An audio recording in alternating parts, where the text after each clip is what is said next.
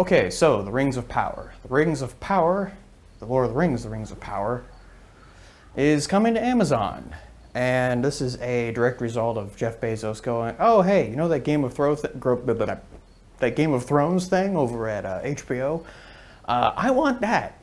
Welcome to the Film Custodian Show, where I am definitely not in a garage behind a theater. I'm definitely not a janitor. Okay, definitely not.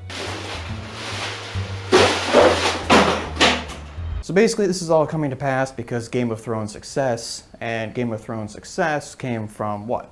From Lord of the Rings. The Lord of the Rings trilogy that Peter Jackson and company did is the reason that Game of Thrones was even allowed to exist, because it proved that people liked fantasy and they liked dark, gritty fantasy. And that's one of the key things here, is that him and his company, all the people involved, they created Tolkien's world. That's important to remember. So they took it upon themselves. They said, well, Peter Jackson said, we have the opportunity here to tell a piece of history. We're going to treat this as a piece of history. So they're treating it as, sacred text, as, we're going to tell Tolkien's story, not our story. We're not going to let our biases, our prejudices, we're not going to be politically motivated. We are just going to tell Tolkien's story to the best of our ability. And yeah, they made a lot of changes from the book. I'm actually going through the Fellowship of the Ring right now, and there's a whole lot of stuff that Peter Jackson and the writers took out.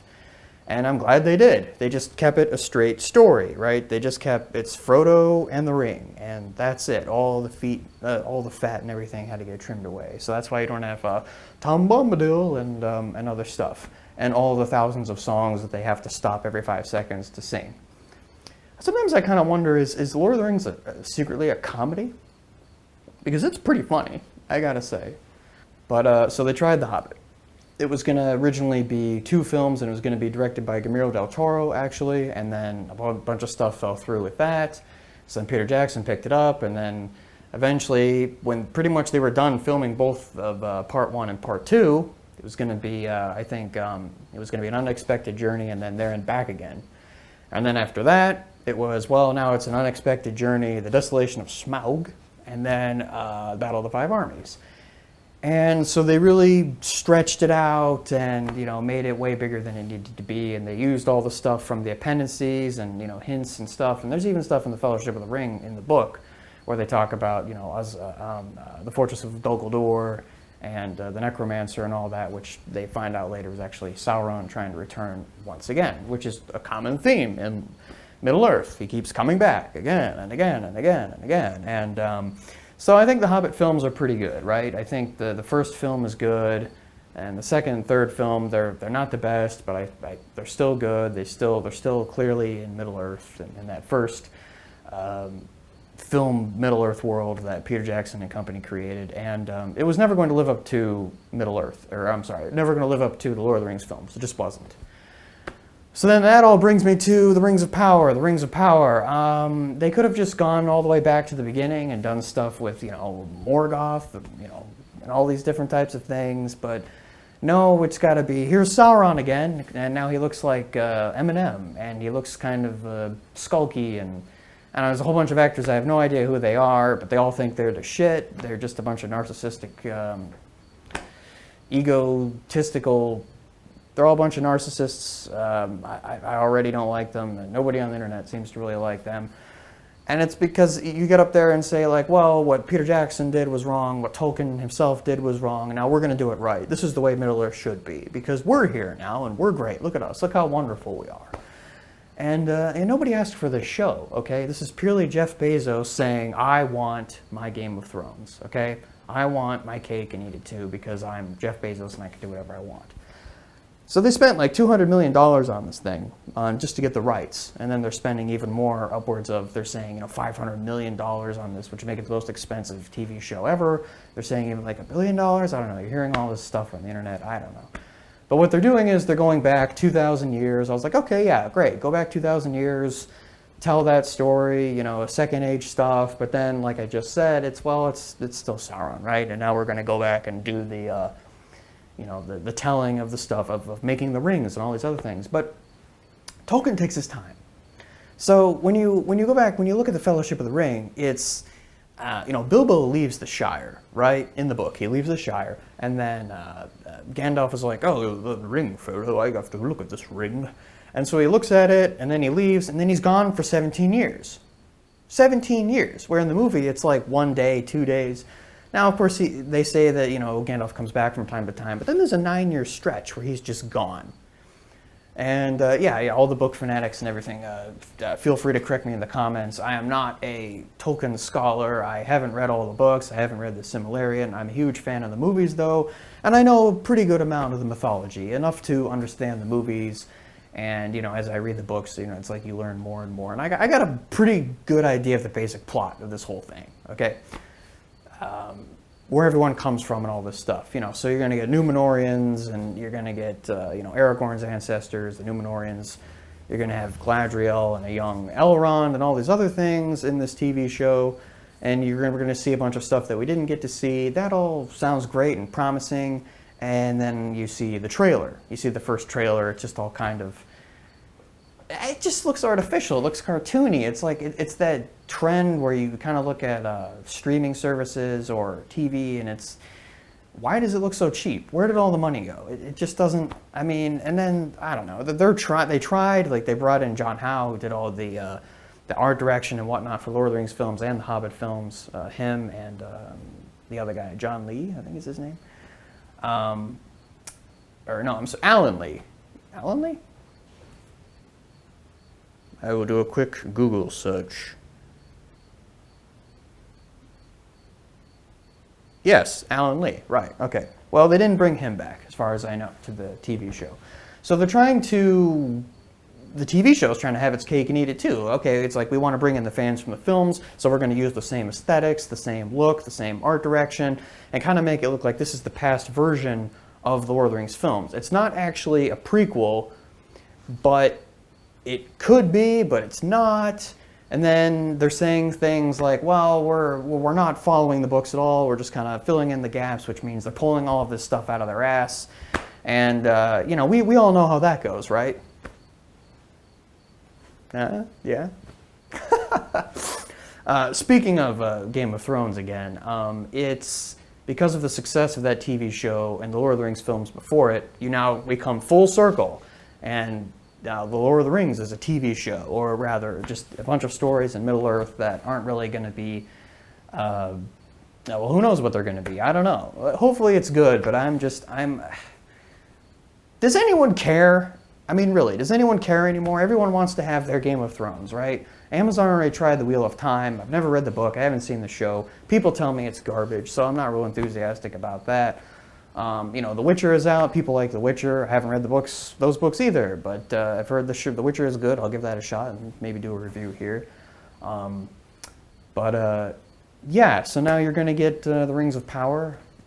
I just don't care. I'm not really looking forward to it. I mean, everything just kind of looks artificial. It looks like, the CGI is just coming out and popping out at me. I mean, but they have said that they've done real makeup. They've done actors in makeup for the orcs, and that we've gotten several hundred extras for battle scenes and stuff. I don't know. I mean, there's a Balrog in there. I guess I don't know if it's supposed to be there time-wise. There's a lot of articles that are saying, why is it awake? Why? I don't know.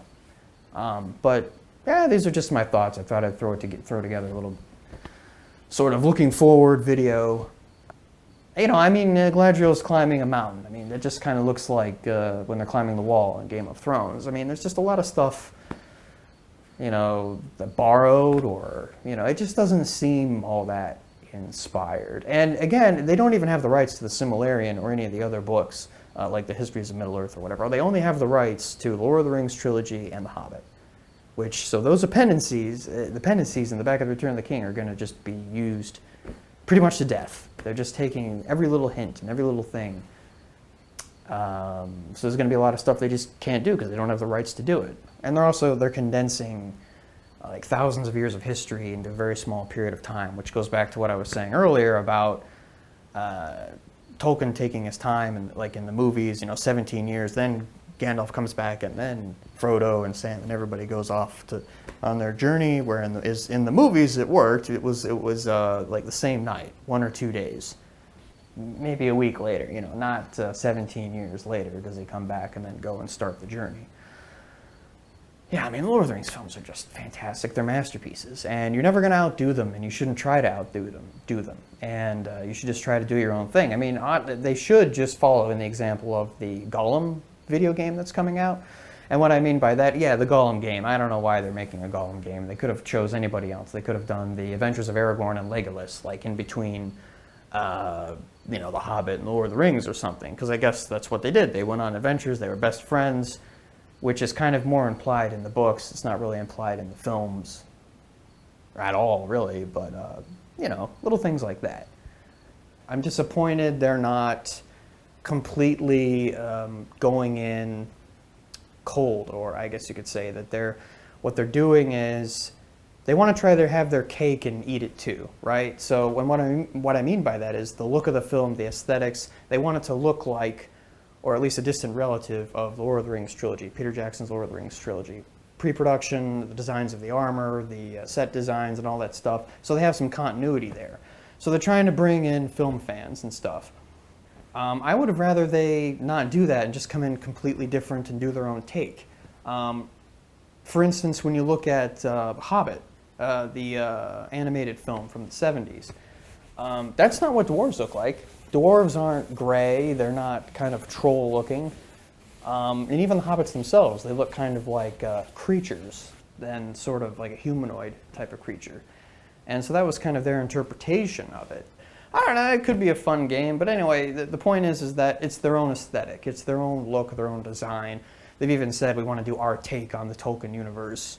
So when you look at Gollum, he looks different. It's not Andy Serkis, in design or even in voice.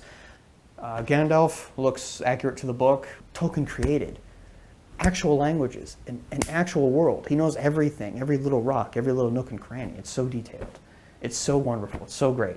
And these guys are just making up stuff. And, these guys which have not done anything. I don't know what they've done besides this. That's not all that much when they're just... So I don't know. I don't know how people that don't have a good track record get thrown like the most expensive TV show in history and then expect good results. I don't understand that. They don't have the credibility. They don't have the work behind them that says, "Well, look what we've done." Like Peter Jackson can say, "Look at Lord of the Rings. I've created Lord of the Rings." Anyway, so the Lord of the Rings, the Rings of Power. Hopefully, it doesn't suck. I think that there's just either purposefully or maybe not purposely, there's all this controversy around it and blah blah blah, and it's all good for press, but it's just tiring too. It just makes you really tired, and it's not fun. It's not fun anymore. It used to be like you look forward to the midnight screening. You're going to go to the theater and watch the film. Well, you can't do that. You can't enjoy things anymore. So. But a ray of hope, I think that, I think it could be good. None of us will really know until we watch it. Everyone's going to go in, of course, with their own preconceived notions and biases, and, if you go in thinking you're going to hate it, you're probably going to hate it. You go in trying to give it a try, maybe you'll like it. I'm going to give it a try, see if I like it. Maybe I'll love it. Maybe. I don't know. Who knows? All right, so... click over here if you want to visit my game channel, and click over here if you want to watch another video. All right. See you next time.